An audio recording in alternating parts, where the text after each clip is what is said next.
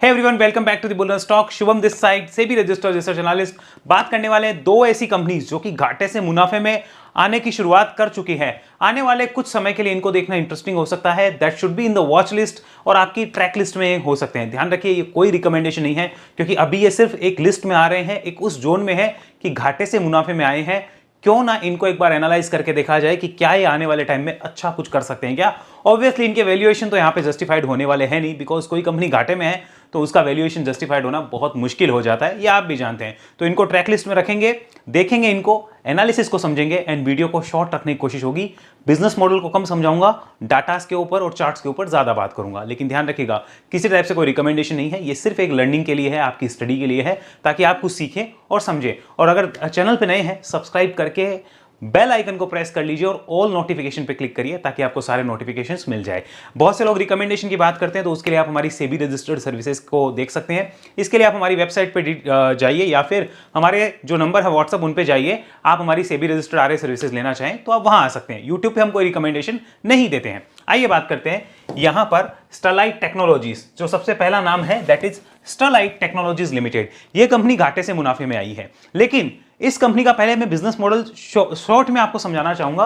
Company क्या करती है? कंपनी देखो ऑप्टिकल फाइबर बिजनेस में है, ऑप्टिकल नेटवर्किंग का पूरा बिजनेस जो है वो करती है। अब ऑप्टिकल नेटवर्किंग क्या होता है? देखो जैसे जियो है, ठीक है, वीआई है या एयरटेल है, इनको अपना नेटवर्क जो है वो आगे बढ़ाना है। ओके, और तो उसके लिए उसको ऑप्टिकल फाइबर केबल चाहिए होगी, जो ये बिछाएगी, उसका काम देखेगी। साथ में जो नेटवर्क होगा इनका पूरा, कि एक एरिया में कैसे नेटवर्क का मैनेजमेंट होगा, उसके लिए डिजाइन भी कर सकती है, उसको डिप्लॉय भी कर सकती है। पूरा काम जो है वो ये अपने ऊपर ले सकती है। सो बेसिक बिजनेस मॉडल ये है। इसके अलावा मान लो कोई गवर्नमेंट एजेंसी, उसने बोला कि हमें एक सिटी है, उस सिटी को मतलब मान लो स्मार्ट सिटी प्रोजेक्ट के अंदर वाईफाई, पब्लिक वाईफाई करना है, तो कैसे करना है, क्या करना है, कहाँ कहाँ किस टाइप से केबल्स बिछेगी, कहाँ किस तरीके से वाईफाई का यूटिलाइजेशन होगा, कहाँ वाईफाई इंस्टॉलेशन की जरूरत है, वो सारा काम भी स्टरलाइट टेक करती है। अब थोड़ी सी हिस्ट्री, इस कंपनी के घाटे में रहने के रीजन क्या थे?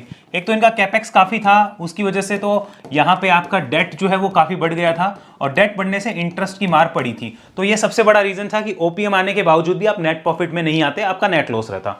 दूसरा रीजन जो था कि इनके पास में कंपटीशन बहुत ज्यादा तंग कर रहा था, और वो कंपटीशन कहां से था? चाइना से था और अदर कुछ प्लेयर और है जो भी इसको तंग कर रहे थे। हालांकि अब ये जो है थोड़ा थोड़ा सुधार करने के मूड में आ रही है। मार्जिन्स को इन्होंने बेहतर किया है। मार्जिन्स पहले इतने अच्छे नहीं थे, मार्जिन्स में थोड़ा इंप्रूवमेंट हुआ है, दैट्स व्हाई ये प्रॉफिट में आई है। अब इसका थोड़ा सा मैं आपको फाइनेंशियल डाटा दिखा देता हूं।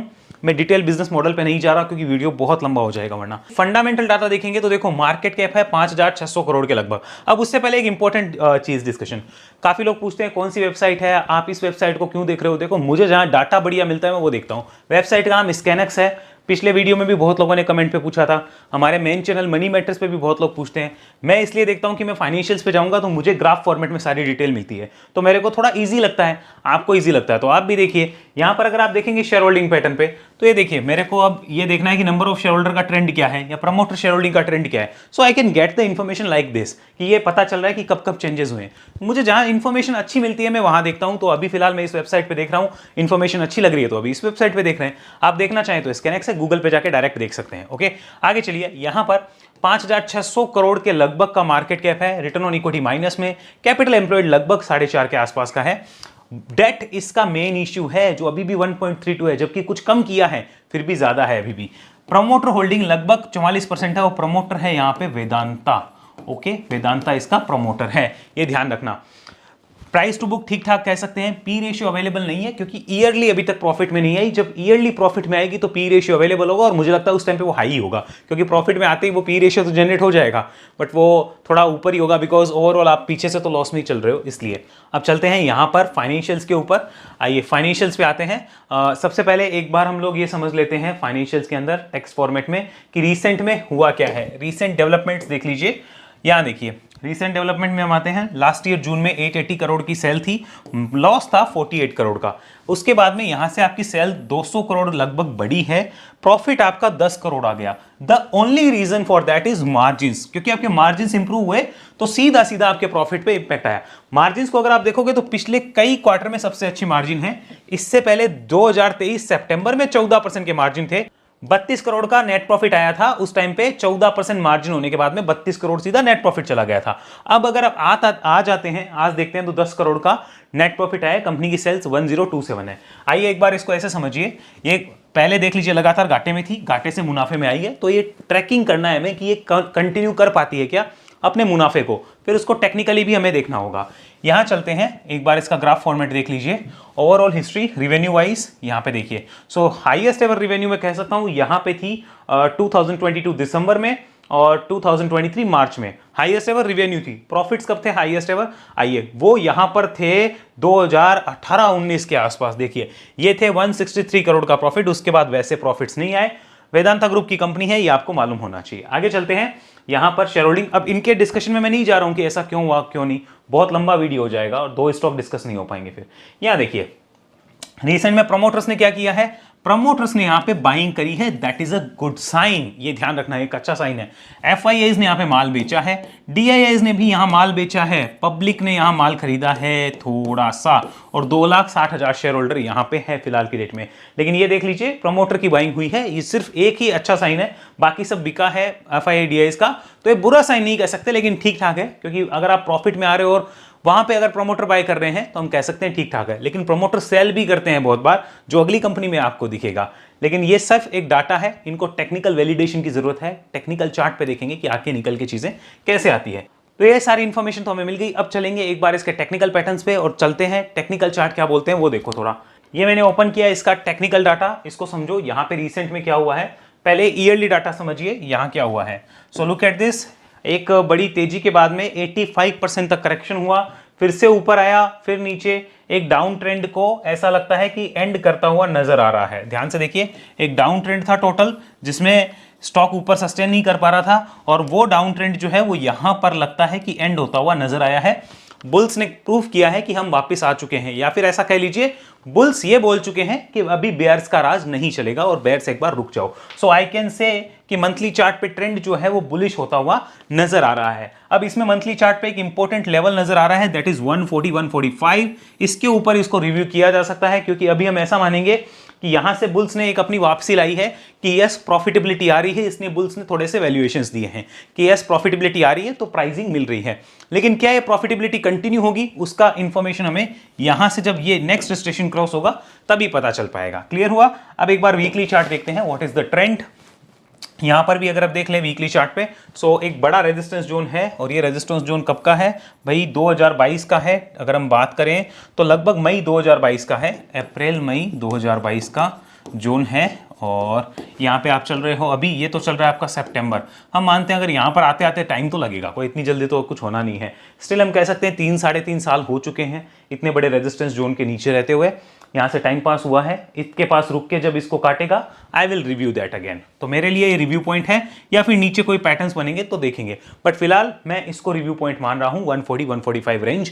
उसके ऊपर वापस इसको स्टडी किया जा सकता है based on the weekly and the monthly chart. तो इतना इंफॉर्मेशन मिला। अब वापस समझो ऐसा क्यों, वापस देख लो, जब भी थोड़ा बहुत बुल्स का अटैक होता तो बेयर्स लंबा अटैक करके नीचे के नीचे फेंकते। बुल के अटैक तो छोटे छोटे होते और बेयर्स के अटैक बड़े होते।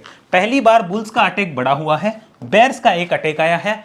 अगर ये बेयर्स का अटैक खत्म करना है तो बुल्स को इसको वापस इन्हीं लेवल्स के ऊपर ले जाके रुकाना होगा, तो उस टाइम मुझे थोड़ा इंडिकेशन मिलेगा, और तब तक शायद एक क्वार्टर के रिजल्ट और भी आ जाएंगे, तो काफी चीजें पता चल जाएगी कि चेंजेस क्या हो रहे हैं क्या नहीं। क्योंकि कई बार एक क्वार्टर में प्रॉफिट आता है और फिर अगले क्वार्टर में फिर से लॉस आ जाता है, या कंपनी सस्टेन नहीं कर पाती उस प्रॉफिटेबिलिटी के साथ में। तो इसलिए हमें रिव्यू करना है उस लेवल के ऊपर कि जो टेक्निकल चार्ट पे हमें बता रहा है। राइट नाउ खाली एक ट्रैकिंग लिस्ट का पार्ट हो सकता है, इट इज नॉट लाइक कि अभी हम कह दें कि कोई बड़ी टर्न अराउंड स्टोरी है, नो नथिंग लाइक दैट। हमें सिर्फ वॉच लिस्ट में और ट्रैक लिस्ट में इसको लेना है।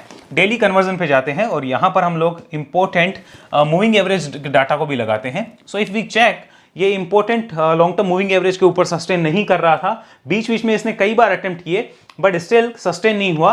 पहली बार यहां पर डिसाइसिवली उसको ब्रेक करके सस्टेन हुआ है। सो लेट्स चेक कि आने वाले टाइम में कैसा रहता है, क्या करता है। अभी ट्रैक लिस्ट में हो सकता है, क्योंकि एक कंपनी जो घाटे से मुनाफे में आ रही है ट्रैकिंग में आ सकती है। रिव्यू पॉइंट मैंने फिर समझा दिया, इसके ऊपर देखा जाएगा। अब चलते हैं सेकंड कंपनी के ऊपर, उसकी बात करते हैं।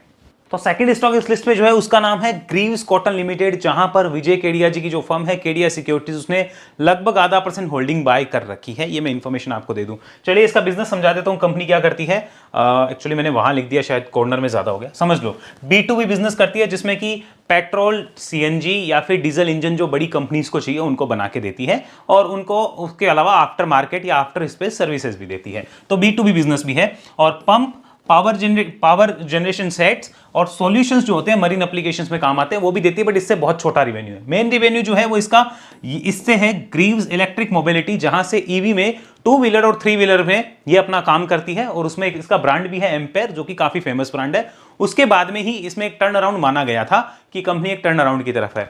After market and spare services भी कंपनी देती है। मैंने बेसिक इंफॉर्मेशन आपको दी है, डिटेल बिजनेस मॉडल के एनालिसिस पे हम नहीं जा रहे हैं। सबसे पहले यहां पर इसका अगर मंथली चार्ट देख लेंगे, आपको आइडिया लग जाएगा कि पिछले कई सालों में इसका ट्रेंड कैसा रहा है। एंड अगर हम देखें तो 2017 में जिस भाव पे था, वहां से लगभग 20% ऊपर अभी की डेट में चल रहा है। जब विजय केडिया जी के लेने की न्यूज आई थी, तो ये इसमें एक ऐसी हमें शूटअप देखने को मिली।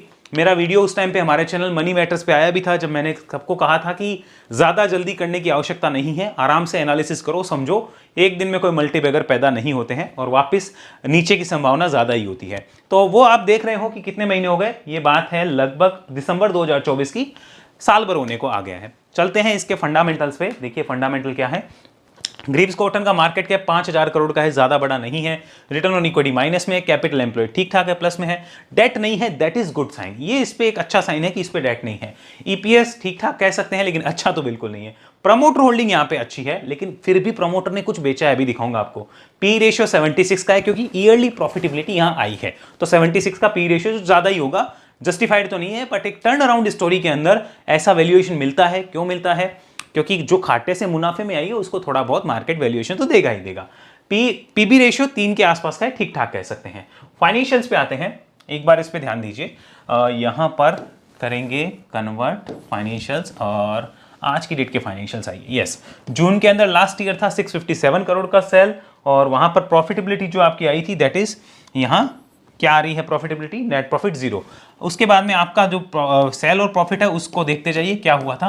रिसेंट में क्वार्टर ऑन क्वार्टर तो आपकी सेल गिरी है, ध्यान से देखिए, क्वार्टर ऑन क्वार्टर सेल गिरी है, लेकिन ईयर ऑन ईयर बढ़ी है। मार्जिन 4% के सीधा 8% हो गए, जो क्वार्टर ऑन क्वार्टर भी बढ़े हैं, ईयर ऑन ईयर भी बढ़े हैं। उस वजह से आपकी प्रॉफिटेबिलिटी में जो जंप आया है वो आपको नीचे दिख जाएगा, कि आप एक तरीके से यहां तक घाटे में थे, प्रॉफिट में तो आए, लेकिन आपका एक जो स्टोरी का कंफर्मेशन आप कह सकते हो कि हो रहा है कि नहीं हो रहा है, वो फंडामेंटल के तौर पे ये मार्केट को पसंद आने वाली चीज होती है कि 21 करोड़ का प्रॉफिट लेके आ रहे हो, जस्ट बिकॉज आपके मार्जिन इंप्रूव हो गए। अगर आपके मार्जिन इंप्रूव नहीं होंगे तो आपको लॉस होगा। ओनली थिंग इज आपकी सेल्स में कोई बड़ी ग्रोथ नहीं है, वो एक नेगेटिव पॉइंट भी है। हमें दोनों पॉइंट पे बात करनी है।